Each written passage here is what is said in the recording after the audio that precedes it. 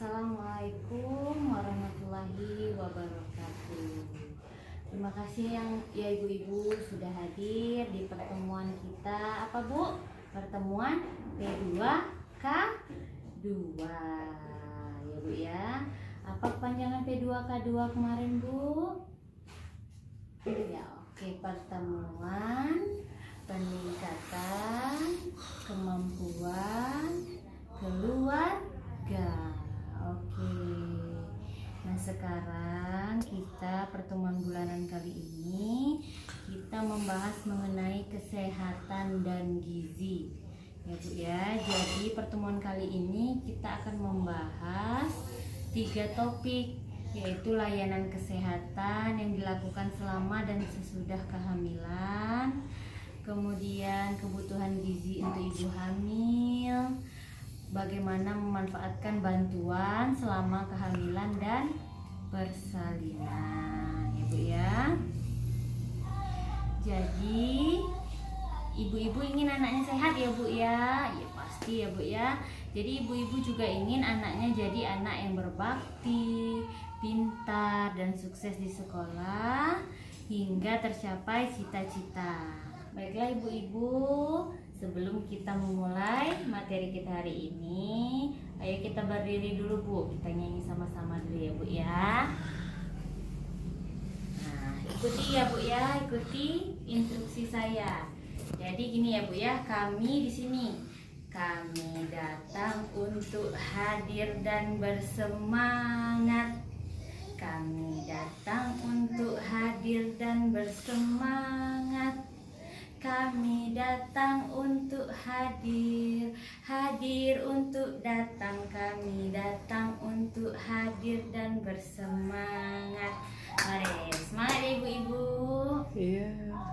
Nah sekarang ini ya Bu ya, pertemuan kita tentang pentingnya gizi dan layanan kesehatan pada ibu hamil.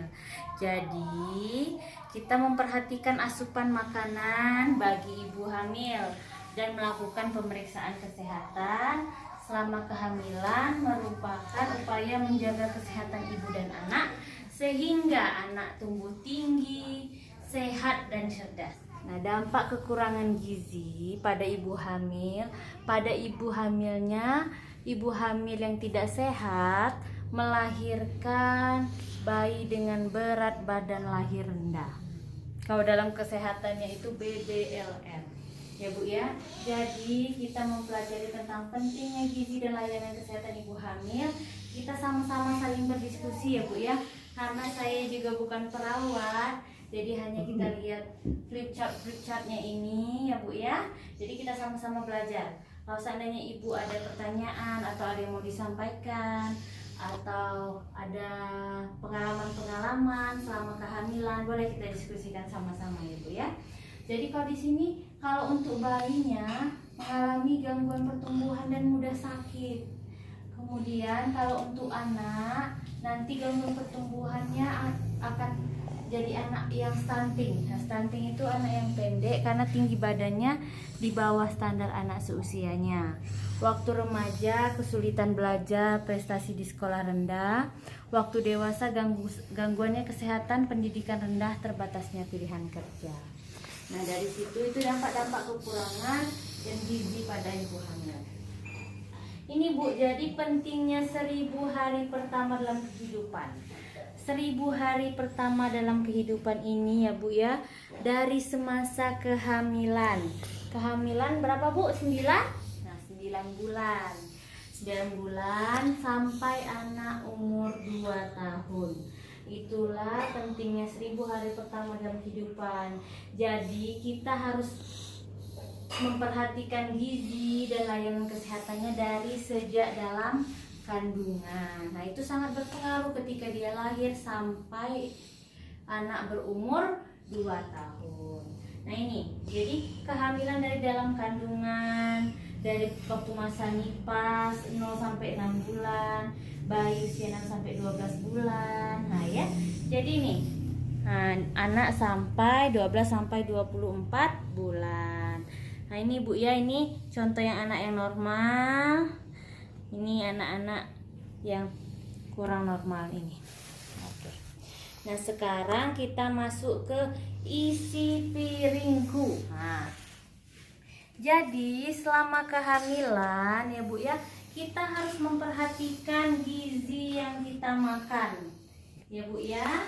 Jadi, nah ini selama ibu hamil ini kita harus ada protein. Nah, protein itu bisa lauk pauk, bisa protein hewani dan nabati, buah-buahan. Nah, itu vitaminnya berupa buah-buahan.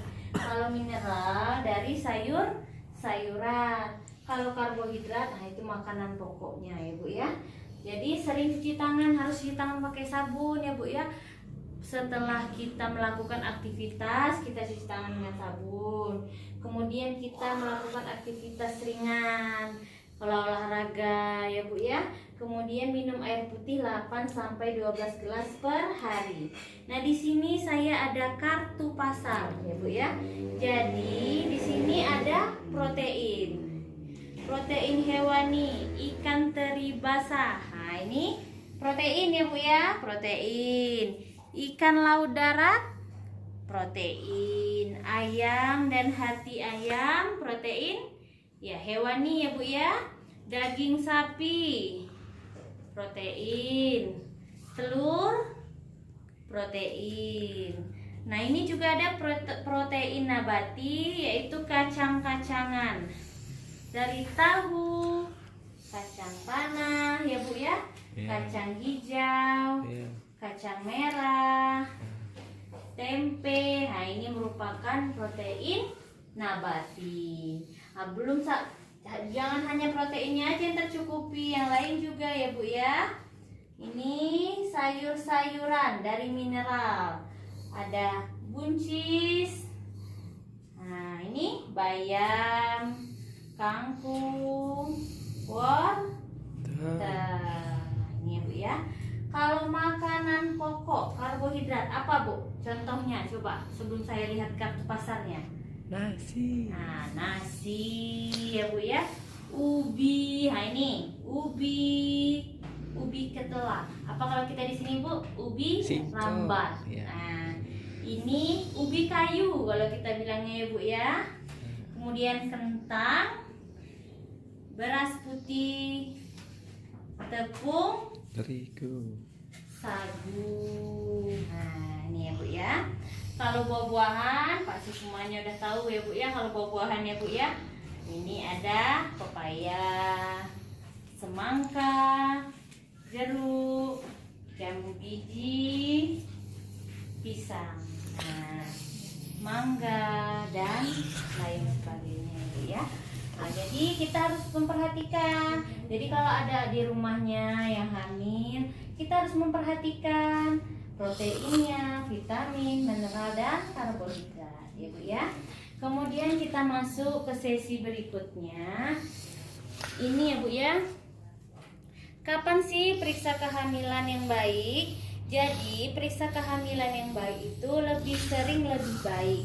Tapi minimal ini ya Bu, 1 kali pada usia kandungan sebelum 3 bulan, 1 kali pada usia kandungan 4 sampai 6 bulan, kemudian 2 kali pada usia kandungan 7 sampai 9 bulan ya Bu ya. Jadi kita harus rajin memeriksakan kandungan kita agar kita tahu apakah ada nggak masalah dengan kandungan saya. Nah, seperti itu ya Bu ya.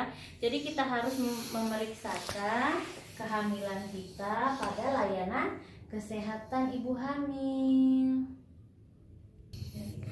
Nah, ini Bu, jadi layanan kesehatan pada ibu hamil, 10 layanan pemeriksaan kehamilan ini. Pertama, kita mengukur tinggi dan berat badan kita ya Bu ya. Jadi kita dari bila perlu setiap bulan kita memeriksakan ke layanan kesehatan ya Bu ya. Ada posyandu biasanya kan. Jadi kita tahu berat badan kita naik atau tidak, seperti itu. Kemudian tekanan darah ya, apakah kita darah tinggi atau agak kurang darah. Nah, seperti itu ya.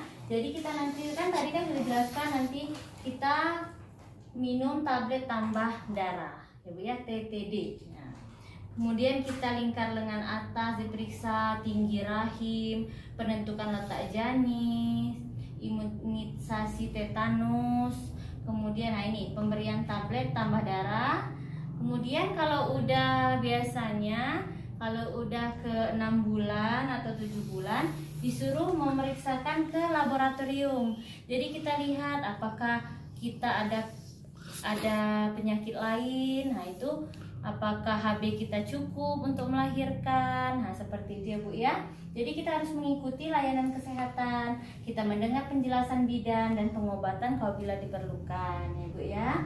Jadi kita harus merencanakan persalinan itu di fasilitas kesehatan ya Bu ya. Nah, jadi biar kita aman, tenang. Apa masih ada Bu yang di dukun apa seperti itu ya Bu ya? Ada.